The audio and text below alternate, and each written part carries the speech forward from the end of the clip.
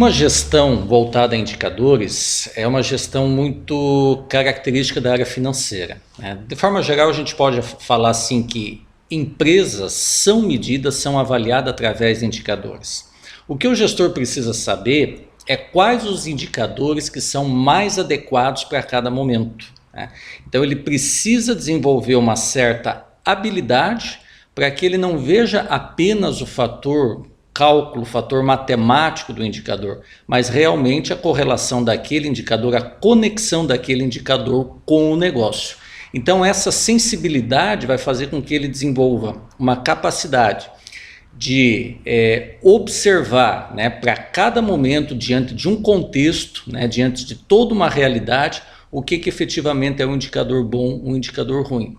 E outro aspecto também que vale a pena a gente estar ressaltando, que esse parâmetro de indicador vai fazer com que ele observe, né, naquele momento, naquela condição, se aquele indicador pode ser considerado preocupante, se pode ser considerado satisfatório, ou seja, a gestão por indicadores não trava em parâmetros, em histórico, né, o que efetivamente se coloca como indicador bom ou indicador ruim.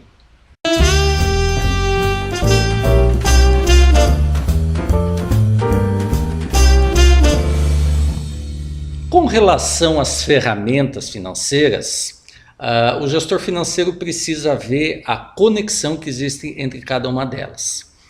Toda empresa, obviamente, tem um planejamento estratégico. A partir da definição desse planejamento estratégico, a gente começa a construir as ferramentas financeiras. O planejamento estratégico, no que começa a definir seus objetivos em metas, automaticamente começa a nascer o orçamento da empresa. Então o orçamento é a primeira grande ferramenta que o gestor financeiro tem. Podemos falar assim como se fosse uma espécie de um norte para a gestão financeira. Esse orçamento atualmente se recomenda que ele seja base zero.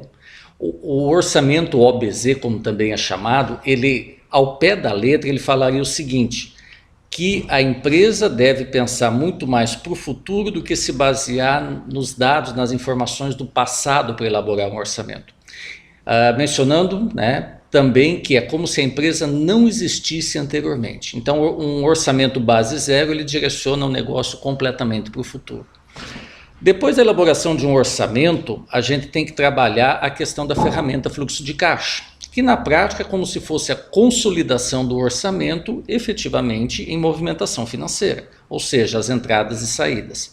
Esse fluxo de caixa, de forma geral, a gente recomenda que ocorra um sincronismo.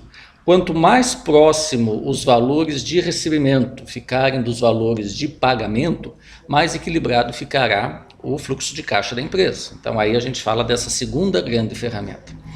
Pós-orçamento, pós-fluxo de caixa, tudo vai se consolidar na avaliação dos resultados, né? E aí a gente já começa a ter inclusive as informações contábeis, porque isso vai estar direcionando tudo lá para uma DRE, com impactos tanto de ativos como de passivos. Nessa avaliação de resultados, de certa forma a gente tem também a avaliação dos custos, que é o grande desafio dos negócios, que ali você vai ter todo o teu volume de receitas, todos os teus gastos, custos, né, tuas despesas de uma forma geral, que vai gerar um resultado. E esse resultado ele vem como a seta dourada do processo. E por que a seta dourada? Esse resultado que ele vai demonstrar a lucratividade do negócio, para se comparar em relação a outras empresas do mesmo segmento, para ver se a lucratividade é satisfatória. E além da lucratividade, que parece que é o ponto final do processo, mas ainda não, vem também a questão da rentabilidade do investidor. Ou seja, além daquele lucro ser interessante para o negócio, o que ele vai rentabilizar o capital do seu investidor também precisa ser bem oportuno e atender isso de uma forma satisfatória. Então, para a gente fechar, basicamente as ferramentas: orçamento, fluxo de caixa, né, a avaliação dos resultados, principalmente na questão custos e lucro, e finalmente a rentabilidade do investidor.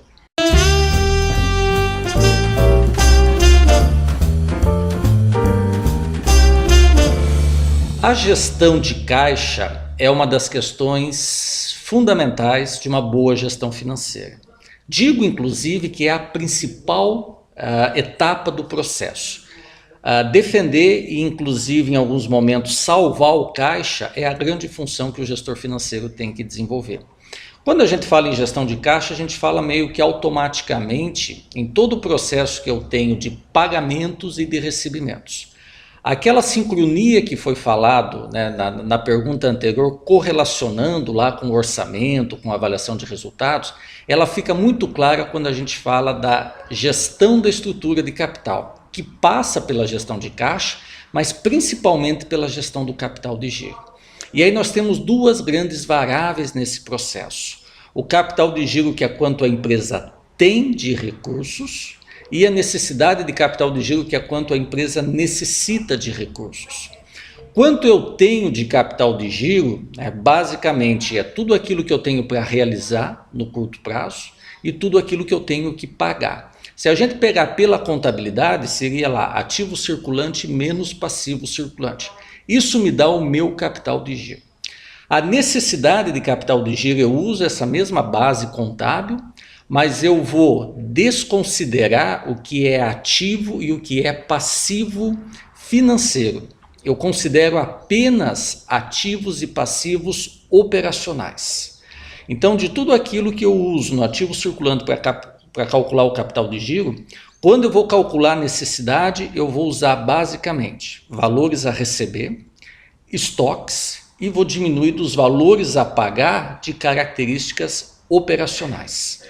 E aí a gente observa uma questão muito interessante. Se eu tiver um prazo de pagamento baixo, curto, e um tempo de estocagem elevado, alto, e um tempo de receber também considerável, é bem provável que o dinheiro vai sair, dessa operação vai sair antes do que ele vai estar entrando. E se a empresa não tiver uma disponibilidade de caixa, de recursos de outros ciclos, de outros momentos, ela não terá como honrar esses pagamentos em dia. Daí é muito comum ela começar a recorrer a empréstimos de curto prazo junto às instituições financeiras. Se isso for assim de forma emergencial, pontual, até a gente não vê tantos problemas. A questão é se esse endividamento começar a aumentar cada vez mais. Cada vez mais eu demoro para girar os meus estoques, vou demorar para receber e estou pagando cada vez mais rápido. Isso dá um desequilíbrio considerável no caixa. Então aí o hashtag fica a dica, olhar sempre o capital de giro e a necessidade de capital de giro do negócio.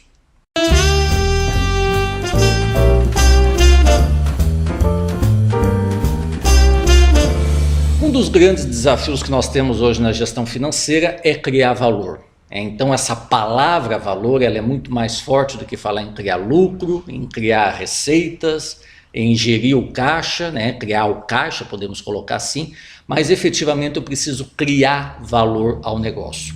E tem um comentário muito interessante que a gente faz logo de cara, que para você criar valor, você simplesmente tem que eliminar as atividades que destroem valor. E aí a gente correlaciona muito com a parte de custos.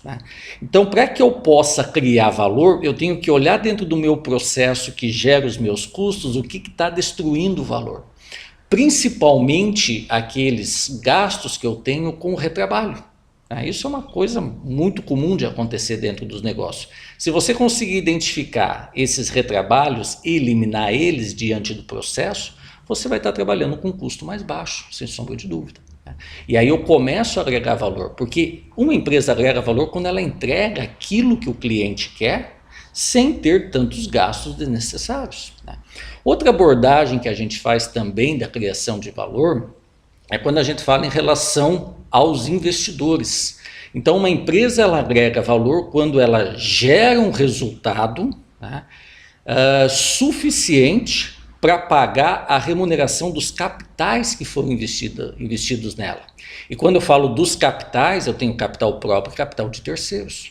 Ou seja, eu tenho que honrar, pagar o serviço da dívida de endividamento bancário, basicamente, que já tem uma remuneração lá pré-determinada, quando se assina o contrato, e também a expectativa do investidor, muitas vezes acionista de uma SA, que deseja uma determinada remuneração acima de outras taxas de atratividade que o mercado oferece para ele. Então eu agrego valor A gente pode correlacionar, sim, quando eu crio um benefício além daquilo que é esperado, né, pelo mercado.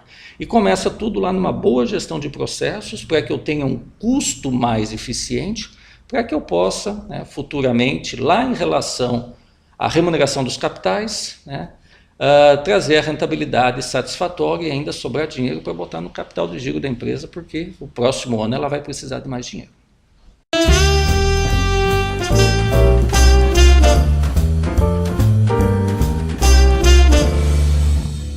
Sustentare Escola de Negócios.